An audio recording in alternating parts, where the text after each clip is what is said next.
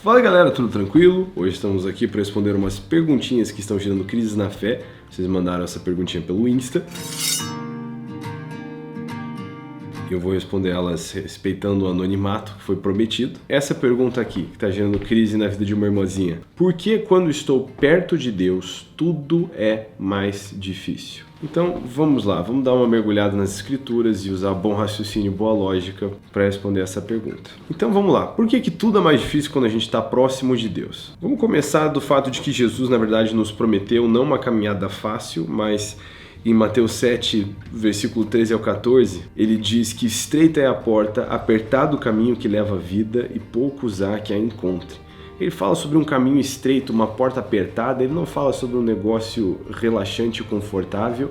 Ele nos promete que no mundo nós teríamos aflições, mas nos orienta a ter bom ânimo, não porque essas aflições passam, mas porque ele venceu o mundo.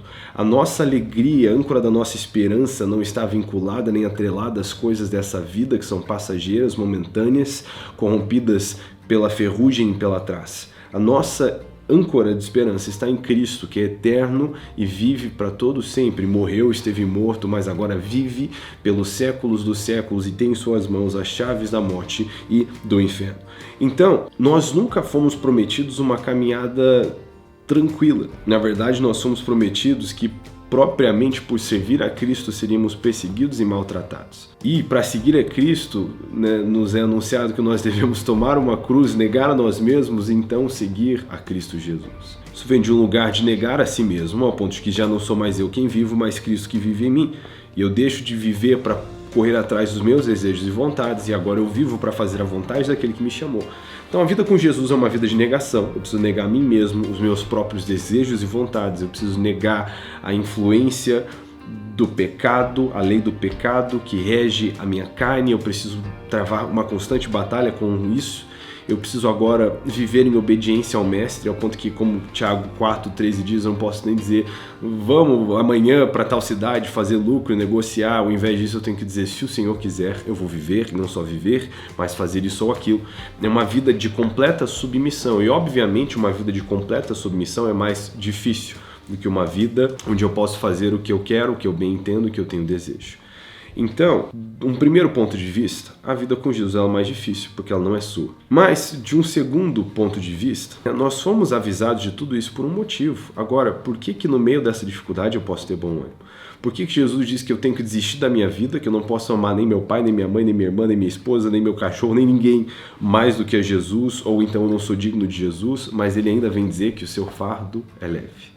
Como é que essa vida de dificuldades, tribulações, essa vida de negação, de sacrifício é leve, quando Jesus estabelece isso como algo radical? Amados, é porque quando a gente coloca na balança o viver, o morrer por Cristo e Cristo, o existir, o ter, o fazer, o querer, quando a gente coloca na balança qualquer coisa e Cristo sempre vale a pena. Porque neles nós temos a verdadeira vida. Precisamos entender, a nossa vida está escondida em Cristo Jesus.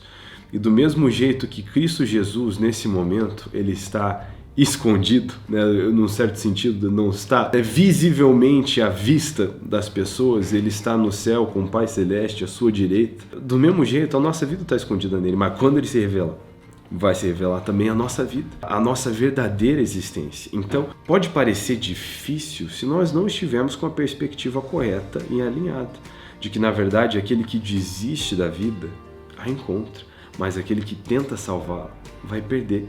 Aquele que se lança sobre a pedra, ele é despedaçado, mas o que é esmagado por ela, ele se torna pó. Então nós precisamos entender que ao desistir da nossa vida por Cristo é que nós encontramos a vida eterna e nele podemos viver para sempre. Nós deveríamos entender que essa troca, ela, embora seja difícil pela nossa própria natureza orgulhosa e egoísta de pecado que precisa ser transformada, ela vale a pena completamente. Então é em visão do que é eterno que eu travo as minhas brigas com o passageiro, entendendo que eu vou viver para sempre.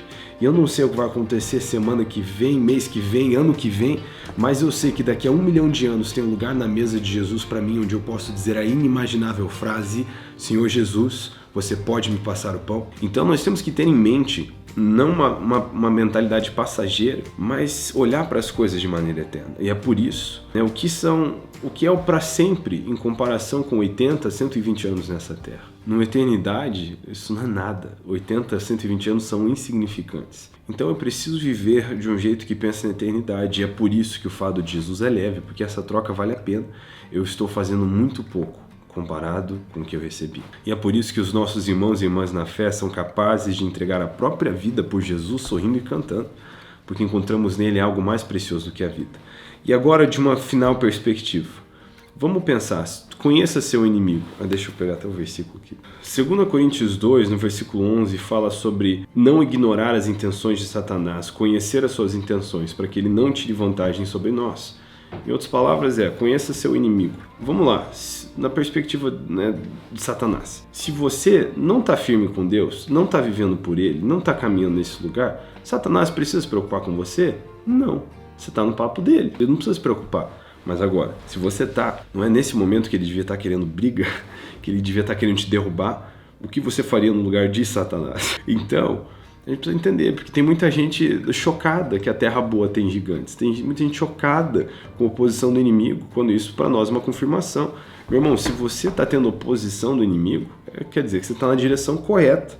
Você devia estar preocupado se você não tivesse treta com o diabo, porque aí você não é uma inconveniência para ele. Se você não é uma inconveniência para o diabo, você não está vivendo o evangelho do reino de Cristo Jesus.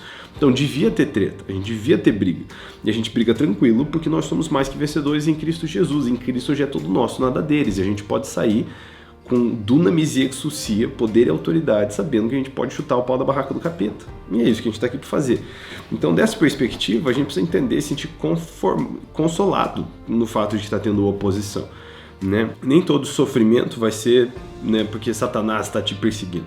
Tem coisas que são frutos da natureza desse mundo, tem coisas que são frutos do pecado e tem coisas que são simplesmente a fornalha, que são coisas que Deus permite que a gente passe para que a gente possa ser fortalecido.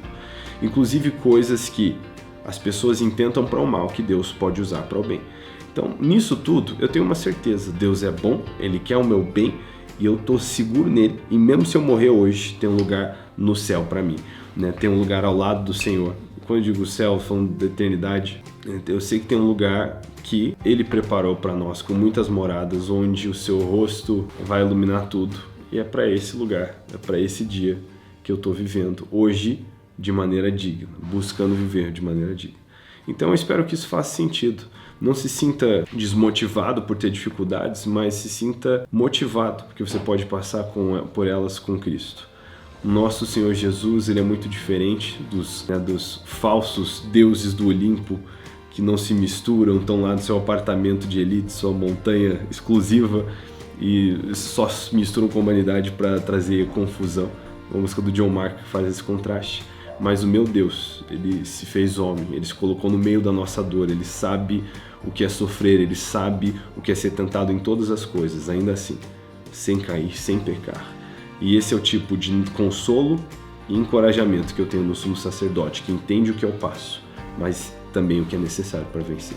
Deus te abençoe, nós nos vemos no próximo vídeo, eu espero que essa resposta tenha feito sentido, que isso possa trazer algum tipo de fortalecimento e edificação no seu coração. Em nome de Jesus. É nóis. Amém.